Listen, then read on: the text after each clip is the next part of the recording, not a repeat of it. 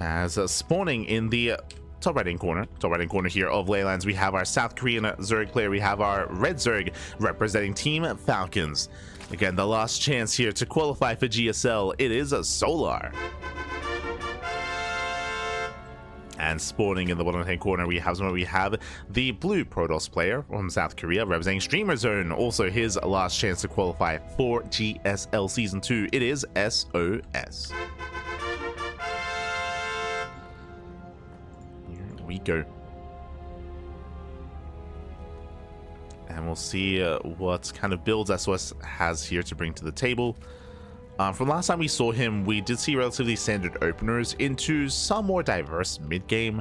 We did see SOS go into like a Skytoss transition right into Tempest Rushes. I think it was quite fond of that. We saw that like twice, I want to say, in the last season. So SOS, he can mix it up.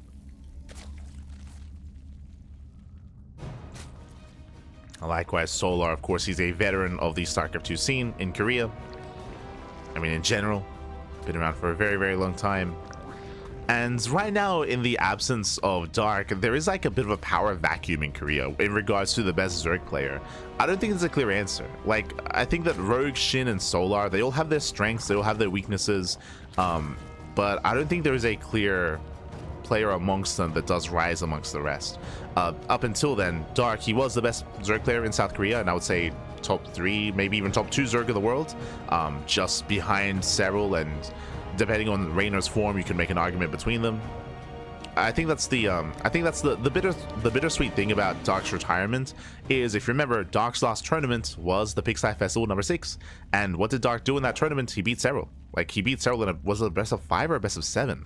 Like Dark, he did really well for himself in his last tournament, showing that he's still straight up one of the best, like, top 3, top 4 players in the world. Like, Dark did really well for himself. And I guess it's one of those things where, you know, I guess if you want to retire, you know, retire in your prime, right? You want to be, because your last games are how you're going to be remembered. So that's, like, on the one hand, that's a better thing instead of maybe falling off a little bit and maybe losing some passion and not being as in form.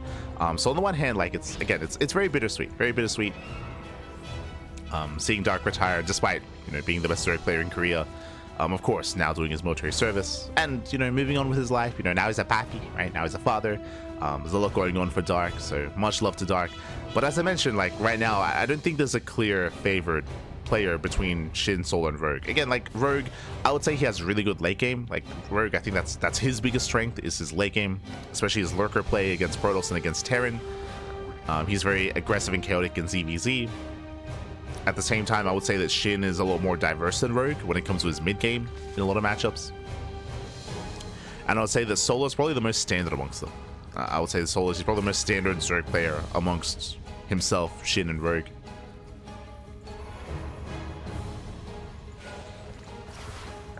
They all have their own styles.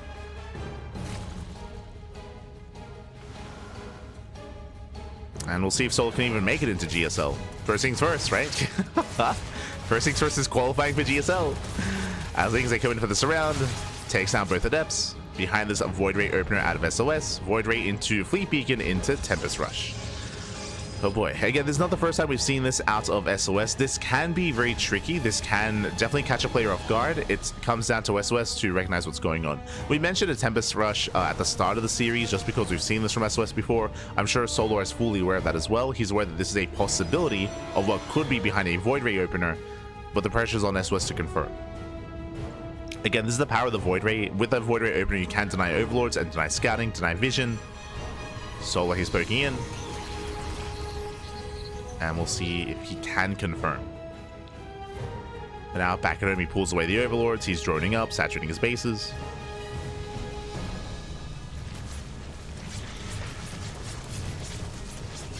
Oh, so Overlord is going to be focused down. Behind this, we have Tectonic Destabilizers on the way. Again, rushing into those Tempest. Solar is going Lair first. Lair before Roach Warren. Okay. This does mean that because of the faster Lair, he will have access to a faster Spire and faster tech in general. Does go for the safety Roach Warren for now, joining up. What's the queen count looking like? Only 6. Only 6 queens so far. Lings, they check for the expansion. There is no expansion. For all Solar knows, this could be Void Ray into Glaive Adepts. Could be Void Ray into DTs. We have Spores already in position. At least one at the third.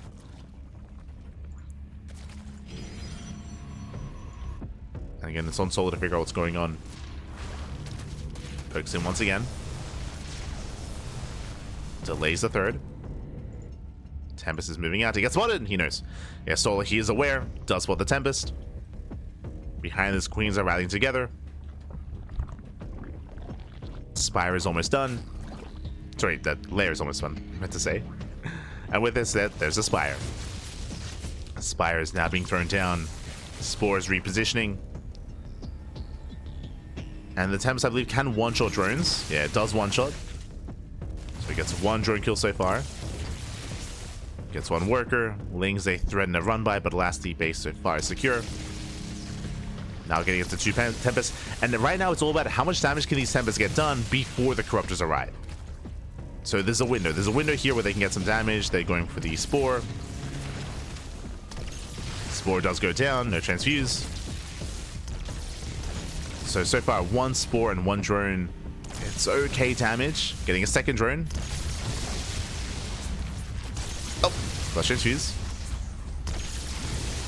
Doesn't quite get the Queen. Yeah, barely nuts. Workers, they pull away. Base is evacuated. Spore goes down. The Overlords are exposed. The Spire is almost done. And Lings, oh, they almost get the surround. Not quite. And this base is going to fall. So we kill the natural. Spire will complete. And SOS, he's committing into Skytoss, by the way. He's committing into Void Rays behind this. He is somewhat switching with the Twilight Council, but that's going to be a little bit later.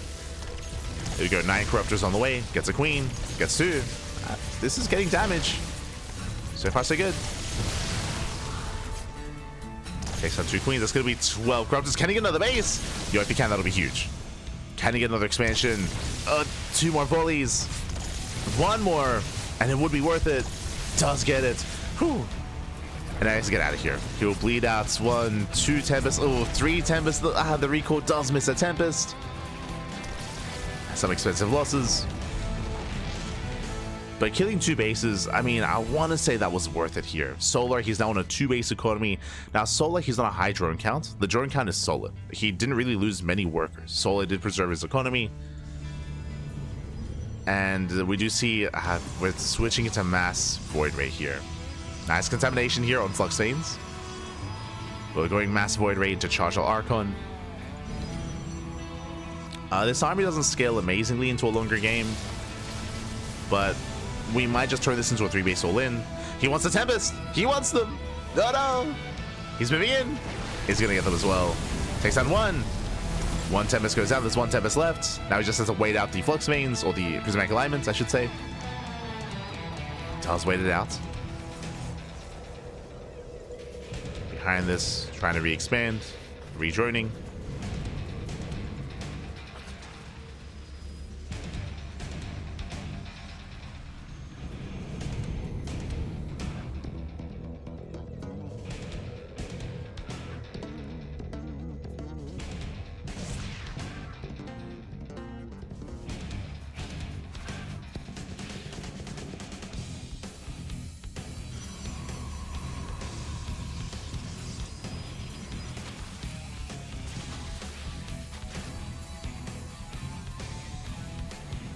Solar rotating in between. Up. Once again, hunting down that Tempest. Looking for whatever he can get. He has re-expanded. Now Solar is on 80 workers. He has an insane economy. And Solar is going to be the first to max out. And this also shows just how awkward this transition has been. Again, the Void Rays aren't ideal. The Storm is good, don't get me wrong, but the economy is still lackluster for SOS. He needs a 4th. Needs to get his own 4th base. Solar getting a 5th. Again, Solar, he's maxed. And sniping the bases and not getting any economy, it wasn't good enough. Was not good enough here for SOS.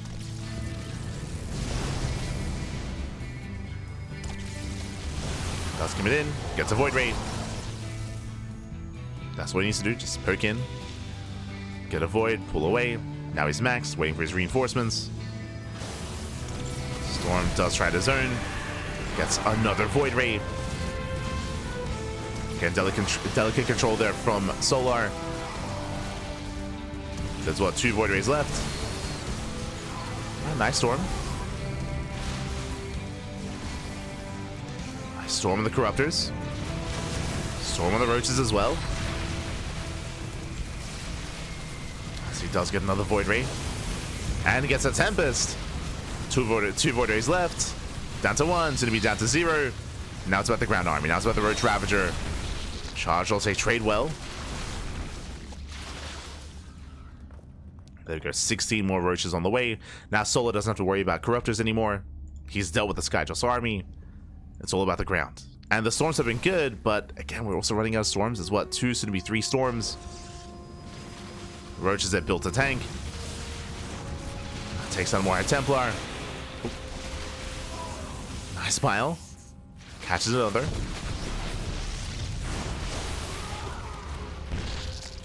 And does catch another. Corruptors a bust into the natural. Ravager moving in, getting another Archon. Again, SOS is just running out of Storms. The natural race is going to go down. It's close. Oh, he does get it. The base falls. And SOS, he's overwhelmed. He's overwhelmed. He's just surrounded. The 360 surround with the Roach Ravager coming in from both sides, both angles. GG gets called, and Solar, he will shut down SOS and take game number 1. Whew. GG. Again, it was a cheeky build rushing into Tempest, and again, he killed, was it 2 drones? 2 drones? No, he killed 1 drone, he killed a Spore, he killed a couple of Queens, 2 bases, which was nice, but again, unfortunately behind it, his own 3rd base was late. He bled out a bunch of Tempests in the process, 3 Tempests went down in the process, and he just had a really awkward transition into the mid game. Meanwhile, Solar, he was just quick to build up, drone up, and max out. He was just happily droning. Got up to 80 workers, maxed out on Corruptor Roach. And with that, we're now getting into game number 2. And spawning in the top right-hand corner here of Ultra Love, we have the South Korean Zerg player. We have the Red Zerg representing Team Falcons, leading the series 1-0. It is Solar. Spawning in the bottom right corner, we have the blue Protoss player, the blue Protoss himself representing Streamer Zone. It is SOS. I'm watching Reina versus Goddess. I did not suggest to watch it. I should emphasize. I did not suggest to watch it. I just said that it was still living rent free in my mind, as the series that never ended, Pappy. It never ended. Oh no. I suggest watching it on 2x speed. Oh no. Look after yourself, Pappy. Look after yourself. But that was one of the highlights of yesterday's broadcast, was Reina versus Geralt. The 2-hour-long series. Was it more? It was around 2 hours. Yeah, it was around 2 hours. 2-hour-long best of 3, by the way. That was insane. What I will say though, if you want, because that is a highlight for sure for its own reasons. If you missed it, I do highly recommend watching Zaun versus Hero Marine. Zaun versus Big Gabe. That was hype. That was a very intense, very hype best of 3 last night in DreamHack Dallas. So that I can 100% get behind. Very intense. For now though, we're going to be settling into game number 2. Again, we had a cheeky build out of SOS rushing into the Tempest, but it wasn't really worth it in the end. He was getting some damage with it, some value, but there are other things that he was falling behind in. When you're going and rushing into a second Stargate, into a fleet being like that, you delay your 3rd base, you delay your tech, your Twilight Council, your Storm, your Gateway Army, your gateways in general, your saturation. Like, you're sacrificing so much in favor of those Tempests, and they had to do more damage. Unfortunately, they had to do more, they had to achieve more, and they didn't. I mean, hey, it was cool to see that they killed some bases, that's true, but it's not quite enough.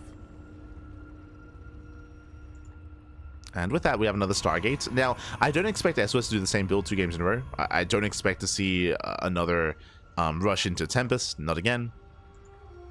Welcome to Ultralove. Ultralove is one of the smaller maps of the map pool, more aggressive maps as well. So you can be more assertive here. I say that I can 100% see Solar going for an all-in here. Solar, he's very fond of all-inning on Ultralove. We've seen him many a time go for a German taxi, go for a Lin Queen all-in across the map. A 3-base Hydra all-in. Solar very fond of that. But we'll see if he does embrace that here as well. Against SOS. You could argue that Solar doesn't really have to be that aggressive and doesn't have to take that kind of risk. But we'll see. Meanwhile, once again, Void Ray opener. Now, I do like this. I do like the idea of opening up Void Ray multiple times in a series just to hide your build and hide your tech and just to play some mind games. After what happened in the last game, seeing another Void Ray, I mean, I'm sure Solar is going to be thinking Skytoss, is going to be thinking Tempest. And then bam, Glaive Adepts, right? Or something like that. Or bam, standard play. Like we... Like Void Ray openers, they don't have to lead into cheese, they don't have to lead into hidden tech. They can, but they don't have to. Ah, he's doing it, goddammit. He's doing it again. He's like, what are the odds? What are the chances that I do the same build 2 games in a row? I'd have to be crazy to do that. And this is different. Okay, this is different. It's going to be a Fleet Beacon into a Twilight Council. This looks a lot more like the classic variation of this build. If you're watching classic GSL in 2023 in November, I was on Alkione, where Classic, he went for a singular Stargate into Fleet Beacon into Tempest Rush, where I think he made 2 Tempests, but behind it he switched into, was it Charge or Blink Stalkers, but he switched into a ground army instead. And this was a fake out. This is designed to be a fake out. Basically, you want to reveal your Tempest early on, and you want to force Solar to overreact and to respond with a Spire and to build up and to bank up resources for Corruptors, and then you hit them with Charge, or you hit them with, in this case, Glaive Adepts. So this is a variation on the classic build they did showcase quite some time ago, where again it's designed to be a fake out. Oh, SOS, he watches StarCraft. Let's go. Again, I'm pretty sure Classic, when he did this, it was either Charge or Blink, not necessarily Glaives. So SOS doing his own twist on this. Tempest moves out, Tempest is revealed. Yep, Spire is on the way. Now, what I will say, unfortunately for SOS, like what I mentioned about going for a fake out, I'm sure, I mean, Solo, he's aware of that. Like this was very meta. This was very trendy a year ago. Going into this kind of switch. Thanks to Classic, he did popularize it. So we have Roach Speed on the way. Safety Roach Horn into Roach Speed. So Solo, he's not neglecting his ground army. Likewise, I believe, yeah, second Tempest on the way. I believe Classic would also cut at 2 Tempest. As the Queens, they rotate to respond to the Void Ray. Wings, they hit the 3rd base. Did we get eyes on the Adepts, though? The Roaches are building up. Roaches are amassing Adepts. They move out across the map. They're headed towards the 3rd. And Solar, can he keep up with this? Roaches coming out just in time. Oh, Clutch Chance Fuse. Clutch Chance Fuse on the Roaches. Adepts, they shade into the natural. Roaches, they are keeping up. Just barely, and so far, no economic damage. He needs drone kills. And workers being pulled away. A couple of drones are falling at the same time. Roach Warren is under fire. Ooh, killing how many so far? 9! 9 drone kills. Getting even more. Yeah, this is getting out of hand. This is getting out of hand. This is getting out of control. Lack of Sim City. And Solar is going to be forced into an all-in after this defense. As Queens are trying to keep up. A lot of Queens are going down. Adepts say shade into the 3rd. And in the end, how many workers did they get? What, 15? 21. 21 drone kills. And Solar, there's no droning up from here. No shot. He has Roach Speed. He has Roach Speed. There we go. 4 Corruptors on the way. Oh. Does move in too soon. Solar trying to respond. He is re-droning. I'm not sure if he can. We'll see how hard he re-drones. There's a recall. We'll lose the Tempest. so Solar is down to 51 workers. He lost 21 in total. That is critical damage. Behind this, SOS, he wasn't really probing up his third base, but he still has a better economy. And he's switching to a second Stargate into Void Ray. Okay. I do like this, considering there's a very high chance it's going to be a Roach all-in as a follow-up. Very high chance.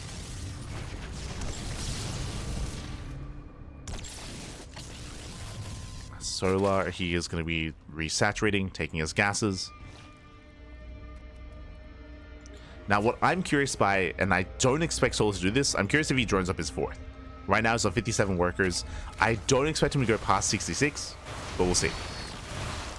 Oh, Adepts, they do move in. So he has to back off. Does have to pull away. Solar, he's shown up to 60. Okay, so this is just under 3 base saturation, and he's going for an all-in. We expected him to go for an all-in. I just wasn't sure when he would cut workers, but he does cut workers at 60. We have Overlord speed on the way. That is going to be for Dropper Lords. That means we're going to be moving with the queens. How many queens? It's going to be 4 queens, 9 corruptors, and Roach with Ling reinforcements. This is going to hit quite hard.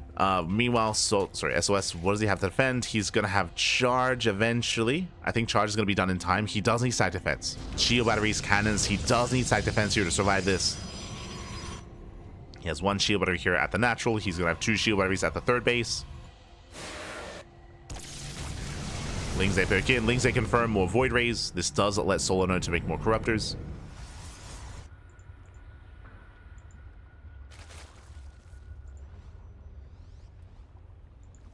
As Solar, he does drone up a little bit more.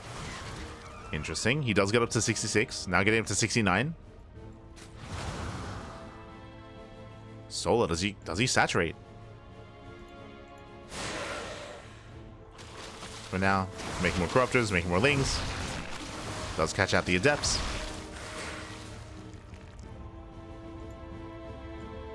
Yeah, he's going for it. So he drones up to 69. No, droning even further. Okay, Solar, he's not all in. I mean, he's committed, don't get me wrong. Oh, catching out the Adepts. Adepts, they are getting called out. Lings, they force a cancel. They shut down the army. Corruptors do threaten. 17 Corruptors. But you can see Solar's droning. Solar, now he's droning up. He's saturating his fourth base. The wall is open. Lings, they flood in. They flood into the main base. Getting into the production. Oof. Storming the Corruptors. The Lings, they do break through. There's going to be a tough hold here for SOS. Solar, he's maxed out. He's maxed out on Roach Ravager, on Corruptor as well. He's running out of storms. Yeah, there's not enough. There's just not enough here. There were only 2 storms, and you can see just how late the tech here was for SOS. GG gets called. Solar, he overwhelms, and Solar will take the series 2-0, qualifying for GSL.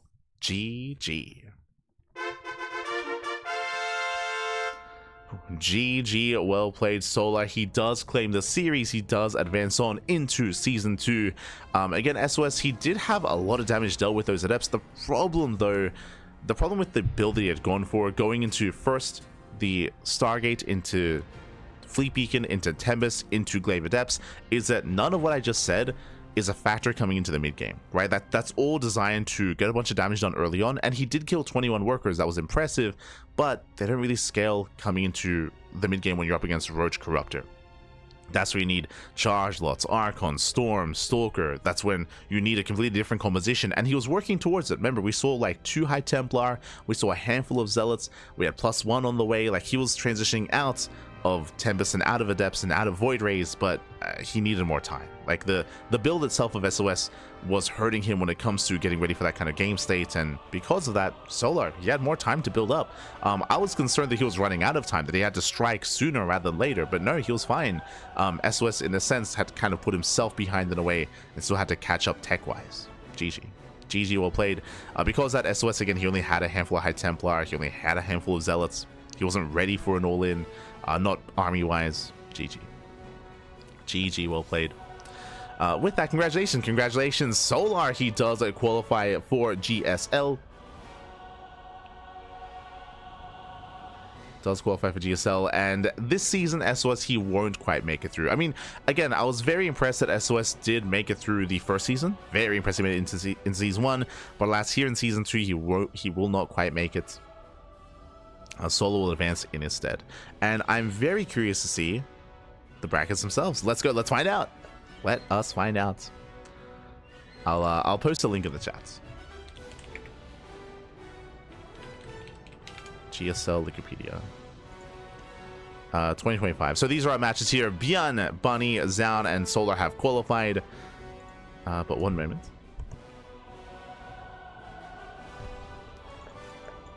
As I link you guys the Wikipedia page.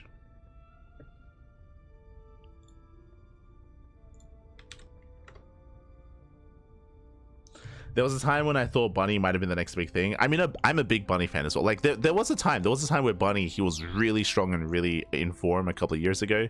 Even now, like, I'm a big Bunny fan for sure. Big Bunny fan, always.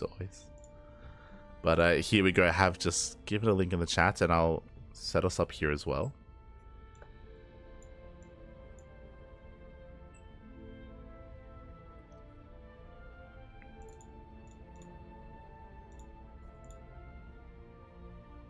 Bam. Okay. From the top here, we did have Group A. So we did cover all the qualifying matches over the past 3 days. I do recommend the VODs. We covered every single one of these qualifying matches, but I didn't have a look at the brackets. Obviously, to avoid spoilers, I don't know how they got there. So we had in Group A, we had Hero. Hero took down Percival 2-0, took down Rogue 2-0 to qualify. Rogue took down Zaun, went all the way to the ace match. Rebellion was a part of this. Luna C was a part of this as well. I'm curious to see the participants as well, not just the qualified players. And of course, Lunacy and Rebellion, they're very active in the online tournament scene, but there's still more semi-professional players. I'm really excited that Lunacy, he actually traveled to DreamHack Dallas. So Lunacy, he's at Dallas. He was actually playing on stage yesterday as well. So Lunacy is there. Rebellion also did compete, but in the end, Hero does qualify, and Rogue, he qualifies over Percival. Percival took down Zaun, very impressive. Again, Percival, he's been looking very strong as of late, especially in PvT or in TVP. So for Percival to take down Zaun is very impressive. Again, I was saying this earlier in the previous series, Percival, he did take maps off of Clem earlier. He did defeat Skillus a couple of weeks ago. Like, Percival has been looking really in form as of late. He failed to qualify because of his TVT, but I mean, give him Zaun, give him some of those other Protoss players, then he would have had a solid chance. Like, this is his strongest matchup, 100%. But Rogue does qualify over Percival here, second out of their group. Meanwhile, Group B, we had Maru and Shin. Maru took down SOS. Hey, SOS took a game. Let's go. Did force Maru to the ace match. We did cover Maru versus Bjorn. That also went to the ace match as well. That was a very fun TBT. I do recommend it. It was a blast between the two of them. Bjorn took down Shin. Here we have Reciprocity. I'm not too familiar with the other two players. I will say that. Not familiar with Silver BV or our other player. But Bjorn, he does take down Shin 2-0, and Shin gets his revenge. As you can see here, Shin gets his revenge, taking down SOS, but more importantly, taking down Bjorn 2-1. Again, Shin and Bjorn, they often go back and forth. If you're familiar with the online tournament scene, you would know that Bjorn and Shin, they play on a very regular basis, and they're very close in skill. This time, Shin does take Bjorn down to qualify for GSL. That leads us into Group C. Here, this was a surprise to me. DRG, he is back. In a sense, if you were here for our coverage of the Season 1 qualifiers, you would know that DRG was there as well.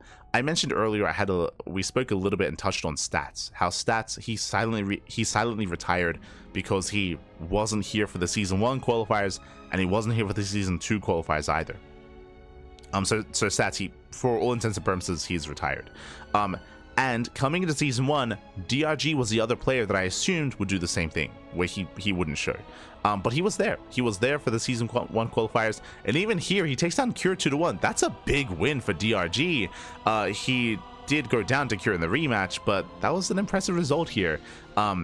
And why I bring this up, why I want to emphasize this, is because DRG, he isn't really actively playing.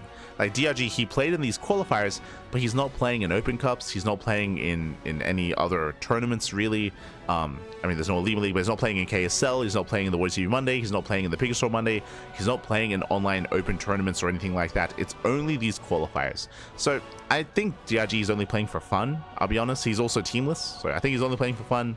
But despite that, to defeat Cure, it's impressive. Very impressive. And even to force the ace match here as well. So really cool to see DRG still at least devoting some free time to play.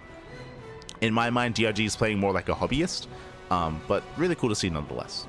But here, Classic, he qualifies over DRG, taking down Bunny as well. Here, Cure, he took down Bunny, took down DRG. I mean, these matches all went to the ace match, by the way. So it was not an easy road for Cure, but Cure, he does qualify out of Group C. I'm also unfamiliar with Kala, unfamiliar with some of these other players. Clem fan, oh, let's go. I'm unfamiliar.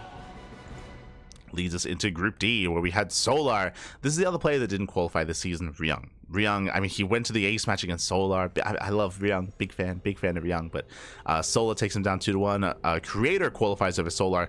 Creator also took down Gumiho. Big wins here for Creator. For those who do not remember, Creator, he failed to qualify in Season 1. Creator, he was not a part of Season 1. Neither was Shin, by the way, up here. Shin, he also failed to qualify for Season 1. So Shin wasn't part of Season 1. Creator wasn't part of Season 1. Zan wasn't a part of Season 1. So really cool to see them kind of redeem themselves and make it through. Big win there for Creator over Solar. Then Gumiho takes down Ryung. They went to the, let's go, they went to the ace match again. Gumiho and Ryung, they've got arguably the best TBT in the world, so they do face off. Gumiho takes down Ryung 2-1, and then Gumiho takes down Solar to qualify for GSL. And we also see Prome is here, Ateshi is here, two Protoss players that we are very familiar with. I'm unfamiliar with Lupercal, and that was the qualifier. That was these were essentially the first round of qualifiers. If anyone was going to play, they would have been here. So no stats here, unfortunately. The biggest notable that didn't make a deep run here was Ryung. Like Ryung, he had a rough Season 1. Here he's having a rough Season 2 as well. So my heart goes out to Ryung. My heart goes out to him. That led us here into the seeding matches. Here we already covered these. All these players already qualified. These are just seeding matches to skip around. Hero took down Gumiho 2-0. Hero took down Maru 2-1. So Hero, he does make it through. I mean, hey, he's the reigning champion, so is expected for him to make a deep run. And Maru gets his revenge over Gumiho. Remember, Gumiho did defeat Maru last season in the qualifiers in TBT, but Maru, he does redeem himself here against Gumiho in the rematch. So Hero and Maru, they're seeded into Group Stage 2. Here, Rogue over Shin, Rogue over Creator. Rogue also seeded in, and likewise Classic as well. So they are able to skip a round of GSL basically. And then these were the matches we just covered just today. Who did we have? Ooh, Percival 2-0 over Ryung. Ryung had a TBT group as well. This would have been Ryung's. This should have been Ryung's group. It's pure Terran, by the way. Jesus. My heart goes out to Ryung. The Tuna Terran. The Tuna Terran. I'll be cheering for him that much harder in DreamHack now. So Ryung, he doesn't make it through. He falls to Bunny, falls to Percival. Here, of course, Bjorn qualified over Percival, and Bunny qualified over Percival as well. So Percival and Ryung, they failed to qualify for GSL. Scrolling down here, we had, oh, this is what DRG was. There you go. That's what DRG was. So Zan over Solar, SOS over DRG. Zan qualified over SOS, and Solar qualified over SOS as well. DRG and SOS, they failed to qualify alongside Ryung and Percival. So those are the notable four that do not make it into GSL. Is going to be DRG, SOS, Ryung, and Percival. I believe, yeah, those are the only notables. I didn't notice anyone else. Like again, like players like Prome, Ateshi, Rebellion, Lunacy, they're more like up and comers, or they're more like semi-pros. They're not quite at the level of the others. You may be looking at this. Who else are we missing? There's no Quanta, but Quanta, he's playing mainly StarCraft Evolution, and there was no Hon Mono, but Hon Mono, he doesn't live in Korea, he lives in Japan. So no Hon Mono, no Quanta. And no foreigners. Oh, right. We mentioned that last time. There are no foreigners. Remember, Trigger and Rainer, they are not, or I suppose they're no longer in Korea. They went back to the Americas, or they went to the Americas for DreamHack Dallas, of course. But yeah, it looks like they were not able to be a part of these qualifiers and won't be a part of this season of GSL, which is a shame. It's always fun seeing and cheering for Rainer and Trigger. and they did well for themselves last season, but they will not be a part of this season. This time, purely Koreans, no foreigners. That's part of why players like Shin and Zaun and some of the others and Creator didn't make it through, because those slots were otherwise taken up by Rainer and by Trigger.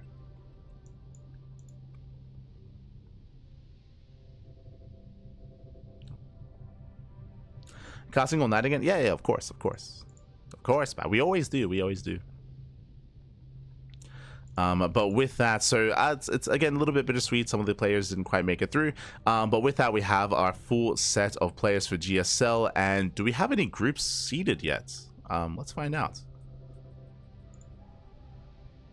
We do. Oh my god, we do have them seeded. And again, you can see 4 days. No shot. Is this still? This is why. It's so brutal. It's so brutal.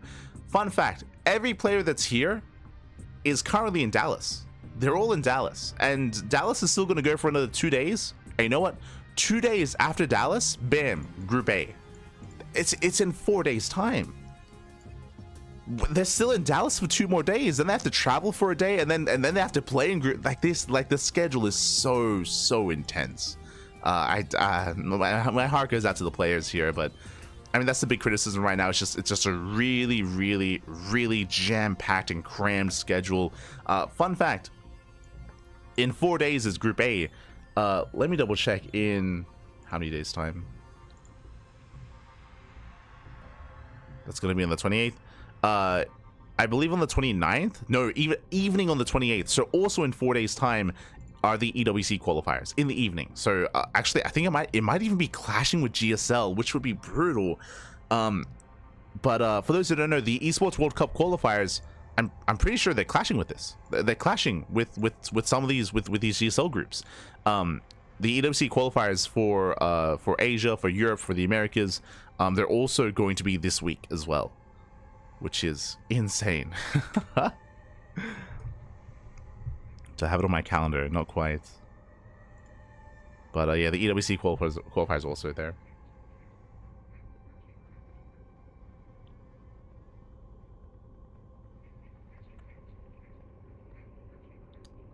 Saying that losing and losing? What do you mean?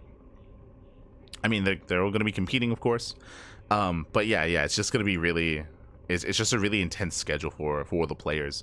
For this, and also, I mean, for all the players, not even just the Koreans, but for the Europeans as well, just because they have to travel back home, and then they have to play in EWC qualifiers right after Dallas as well, also after traveling. Like, just to emphasize, EWC qualifiers are for all regions, including Europe and South Korea and Americas as well. And that's all at the same time as this, on the 28th, 29th.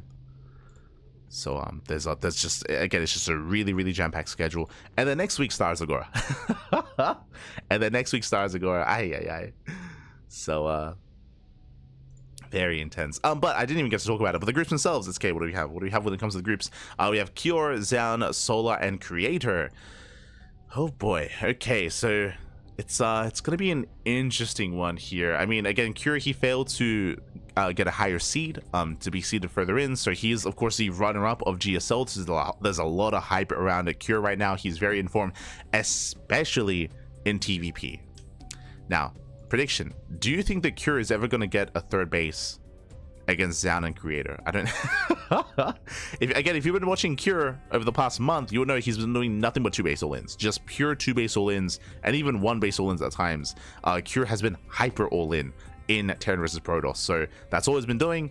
So I predict some short series. Likewise, Cure against Zerg, he's also doing 3 base all-ins, like non-stop A-Raxes, just non-stop A-Raxes against Zerg players. So Cure is going to be hyper aggressive.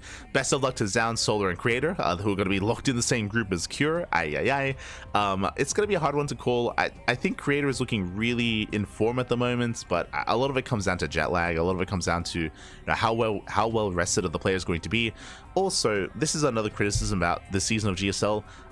GSL, if you've been watching in the past, if you know anything about it, is known for being that kind of preparation tournament, right? That preparation format where you have a week ahead of time to prepare for your opponent, to know who you're playing against, and to prepare some builds, right? And to get yourself ready. Like, that's the hype thing about GSL, is that long form tournament with big spans of preparation. Because right now right now everyone's at Dallas playing, and as soon as they land, they have to play in this tournament as well in GSL. There's going to be very little preparation, unfortunately, right? Like because of how close these tournaments are. That is a bit of a shame. That is going to be a bit of a detriment to the first stage of the GSL group for both groups, not just one. But bear that in mind as well. So we'll see how our players look and how informed they are for these groups. Scrolling down, we have Gumiho, Bunny, Shin, and Jian. Jesus, the group of Terran. Oh my god. Just show the meme. Shin, he's on the couch surrounded by Terran. Ay. Oh, I feel for Shin there. I think Gumiho is gonna have a really strong time. Gumiho has really good TBT. So I think Gumiho is gonna have a really strong time here in Group B. Bunny, Shin, and Byan, this can go either way. As we saw, Shin and Byan are very close in skill. They're very even. I can see them trading blows and going either way. Bunny's going to be a bit of an X factor. I've seen Bunny and Byan also trade in TVTs, so this is going to be a really hard one to call. I think Gumiho is the only one that I'm really confident in. For the other three, I mean, it could go either way. Meanwhile, Group Stage 2, Rogue and Maru in the same group, Hero and Classic in the same. Oh, that's interesting. Rogue, he avoids Hero. He does avoid Hero. Rogue, he did mention how he was not confident against Hero and how he was more confident against Terran players. And Hero versus Classic, that's gonna be crazy. Hero is the reigning champion, but PvP, especially between these two, is a lot of fun. It's a lot of fun, and it can go either way. Like Classic, he beats Hero beats Classic. Like they often trade. They trade blows very often. It's a shame they've locked themselves in the same group, but yeah, that's good. Or a shame for them, exciting for us. That can go either way. Now you can see here, this is 2 weeks away compared to this, which is 4 days away. The week in between, I believe, is Stars Agora. So they have a week break for Stars Agora, and then bam, Group Stage 2, and then playoffs the same week. So Group A, Group B, then playoffs 3 days in a row. 3 days in a row. That's gonna be GSL. I think Shin is happy with this bracket, actually. Better this than a bracket full of toss. True. Oh no. Already casted. We just finished. We just finished casting. A bit of a shorter cast, 3 hours. 3 hours. Depends what form Cure is in. I mean, a lot of it depends. I mean, you can say that for everyone, right? Like everyone's gonna be jet lagged. Everyone's gonna be like tired. Everyone's gonna be fatigued after DreamHack Dallas. So best of luck to everyone involved at GSL. Best of luck. But it's gonna be fun. When it comes to our coverage, of course, we are gonna be casting this on our channel. Check out the mainstream over on YouTube. Tasteless and State, they do cast this themselves. We will usually cast this a couple of days later here on the CranKy Ducklings. I think we already have our broadcast scheduled for that. So just like this replay cast, we'll be covering the group stage here on the channel as well, and the second group stage and the playoffs. So we'll be on the channel. Otherwise, we're wrapping up. And again, we do end a little bit early today, which I am more than happy about. Thank God. So we have a little bit more time to prepare and to rest up. DreamHack Dallas. When is Dallas? It is in 2.5 hours. 2.5 hours time. So the stream is going to go down. I have to set up all the overlays. I'm going to go make some tea. I'm going to go freshen up and get ready for another full day of casting. DreamHack Dallas it's going to start in 2.5 hours, and it's usually around between 10 and 14 hours. I would say on average around 12. I think yesterday it was 11 hours. So I would say on average around 12 hours is what you expect for each day of DreamHack Dallas. We are going to be wrapping up the groups today. The bracket stage, the open stage is what we're going to be wrapping up. I guess we can have a look at it today here as well. Hold on. We have some time. Let's have a look at the page and figure out what's going on.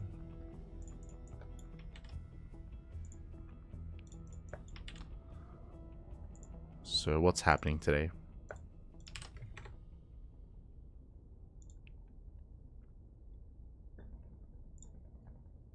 Okay, so today is going to be the finale of each of the groups. So this is going to be bracket A. So we have Maru versus Creator. We have Showtime versus Cure. I'll be honest, I want it. I'm looking forward to Cure versus Showtime. Cure, who has been nothing but all in TvP, who has like reinvented his TvP into being just a hyper aggressive player. Again, Showtime is known for defensive play. I think that's going to be exciting. I think that's going to be exciting PvT. So I'm looking forward to it. Maru versus Creator. That's also going to be an interesting one, just because right now Maru is still looking a little bit shaky. He's still looking a little bit shaky. And Creator, he's a lot more in form. He just took down Shin 2-0. So this is going to be a really big kind of gauging factor for Maru. Is like, how is he looking for this tournament?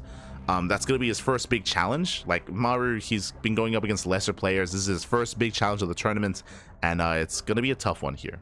So that's also going to be a little bit telling. Honestly, really good matches here between Maru, Creator, Showtime, and Cure. When it comes to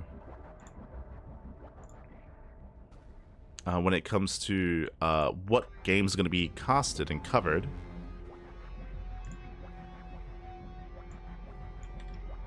Hold on. I do have the schedule here, so I can have a look at what's being covered on the mainstream. The mainstream, they start the day with Mana versus Raynor and Estrella versus Clem. Wait, what? Group A. No shot. I mean, okay. So, hold on. Hold on. So we have Maru versus Creator. We have Showtime versus Cure. These matches are going to be happening at the same time as Group B. Group B, let's hold on over. Group B is going to be here. Hero versus Hero Marine. Let's go. Gabe versus Hero himself. And Mana versus Raynor. Now, I understand Raynor, he's a fan favorite. Like Raynor, he straight up, like, right? He's one of the best Drake players in the world. He's a fan favorite. Mana, he's been on a tear. Mana, he recently beat Clem. He recently beat MaxPax. Mana has been looking like a beast as of late. And that's what the mainstream are going to be covering. They're going to be covering this. I mean, maybe they're tired of PvT, because it's a lot of PvT, right? It's Maru, Creator, Cure, Showtime, you know, Hero, Gabe, but I don't know, man. I'm a little bit shocked they're not going for this. They're not going for Showtime versus Cure? Really? Okay. So this is what the mainstream are covering. Mainstream are covering this. So we have to choose. We choose, do we want Hero versus Hero, Showtime versus Cure, or Maru versus Creator? Unfortunately, we can only pick one. We can only pick one. I might even reach out to Steadfast, because Steadfast, he's probably going to be casting as well, and we're probably going to split up. So it'll be mainstream covers one, we'll do one, and then Steadfast will do another. Steadfast, he might want to cover this as well, though. He might also do Mana versus Raynor. Don't know, but I'm leaning more towards Showtime and Cure, to be honest. But like, I don't think this is the wrong answer. Like here, like Gabe was looking. If you watch Gabe versus Zaun, mate, that was crazy. Like Gabe, he was pulling Zaun apart. Like Gabe was insanely good yesterday against Zaun. So like it bodes well stepping up against Hero as well. When it comes to Gabe's TVP. Likewise, like Maru versus Creator, it's going to say a lot about the form of Maru. Cure versus Showtime. I'm also myself personally like intrigued about how Cure is looking against a more defensive Protoss player. Like I like this. If you coordinate with Steadfast, that'll be great. I mean, we're gonna do our best to avoid each other anyway. But 4 games at the same time. Yeah, they're all at the same time. Greetings from Bulgaria. Oh, welcome. Sounds to go. It's gonna be wild. It is gonna be wild. It is gonna be wild. But yeah, I'll be honest, I'm leaning towards Cure and Showtime, but depending on what Steadfast wants, we'll avoid him and we'll go for another series, so we'll figure it out. But yes, these 4 matches are going to be happening at the same time, which is, again, crazy. Meanwhile, after that, then it's going to be C and D matches all at the same time as well. And the mainstream are covering Estrella and Clem. I mean, that makes sense for the home crowd, right? Like, you want to cover Estrella. I understand it. Let's have a look here. So first is going to be A and B, all these matches at the same time, and then it's going to be C and D. Let's have a look here. What are we looking at? So we have Clem versus Estrella. This is going to be in the mainstream. At the same time as Clem versus Estrella, there's going to be Classic versus Björn. Ooh, that's going to be a solid. Another non-stop TVPs here. Jesus. Non-stop time versus Protosses. Meanwhile, what else do we have? We have Serral versus Trigger and Solar versus Gumiho. Okay.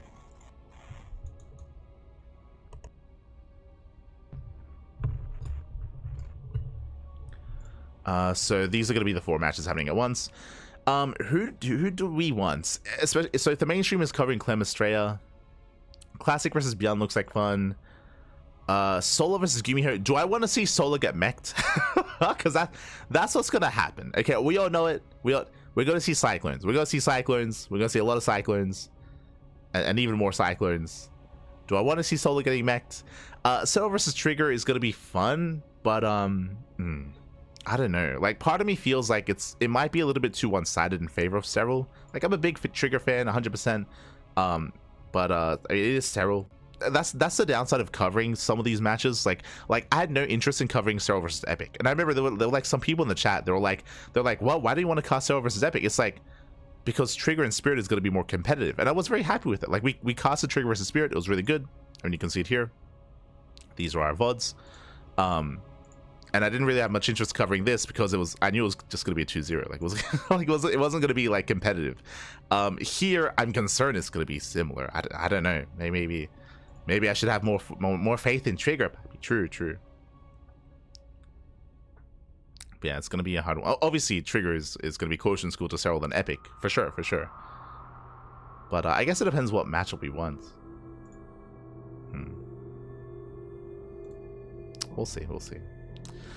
We'll see. I'm undecided on this one. Gumi had an amazing mech game against Reina, for sure. We are the sadist. Oh no.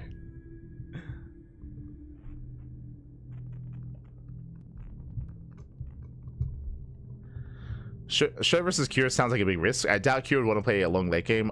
Cure, he wouldn't play a long late game against anyone. So I'm guaranteeing that he's going to all in there. I just want to see if Showtime can survive. that's what I'm curious by. I like 100%. Cure is going to all in Showtime. I just want to see if he lives. That's that's what I want to see.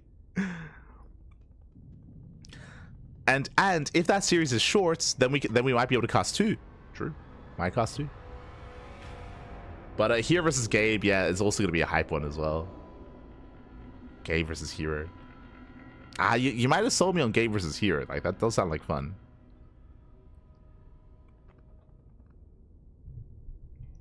But regardless, with that, we're going to be wrapping up. Again, it's going to be a long day of StarCraft ahead of us. Again, the main stream is going to be covering Mana, Raynor, and Estrella Clem. They're covering a lot of the foreigners. Actually, purely, I just realized the main...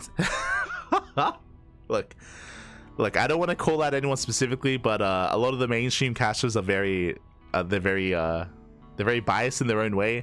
I just realized they're not covering any Koreans in their games today. God. No bias whatsoever. Kappa. Just realized. Shaking my head.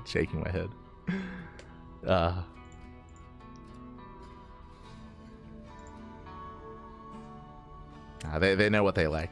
It's fine. But yeah, with that, we're gonna be wrapping up. Again, we're gonna be back in 2 hours. In 2 hours time, I'm gonna be back here on the channel covering DreamHack. Again, for the first stream, I'm still torn between Hero versus Hero and Showtime versus Cure, but it's gonna be one of them. We'll cover one of them here on the channel, and I'm sure the other will be covered by Steadfast. I'm sure we'll split up. We'll do our own matches. Otherwise, I'm going to go get ready. So thanks for watching. Thanks for tuning in. We're going to be wrapping up for the time being. Hope you all had a great time. If you want to support us, ! Socials in the chat. Can tune in. As we are live on YouTube at the same time. So we're live on YouTube. We are live. We're live on YouTube. We're live on Twitch. We're live on Facebook, TikTok, Instagram, not Instagram as well. We do have an Instagram, so we're all over the place, all things CranKy Ducklings. Likewise, you can also support us on Patreon if you wish, ! Patreon in the chat. You can support us there, as the Patreon does fund our tournaments. We do host events on a regular basis here on the CranKy Ducklings, and the Patreon is the place to support our tournaments and to support the players specifically, as the players that do gain all the money through Patreon. So you can support us there if you wish. Otherwise, thanks for watching. You can see our schedule. Our schedule is still just DreamHack Dallas. Hasn't been updated yet. Just pure GSL into DreamHack Dallas. It's going to be an intense weekend. I hope you'll enjoy yourselves, whether you watch us here on the CranKy Ducklings or if you watch Steadfast or if you watch the mainstream. Hope you enjoy DreamHack. It's going to be a great event. A lot of high quality players, a lot of high caliber games. Take care, everyone, and we'll see you guys next time. Until then, ciao. Thanks for watching. We'll see you guys next time. Bye. Bye. Ciao. Bye. Ciao. Hasta luego. See you in 2 hours.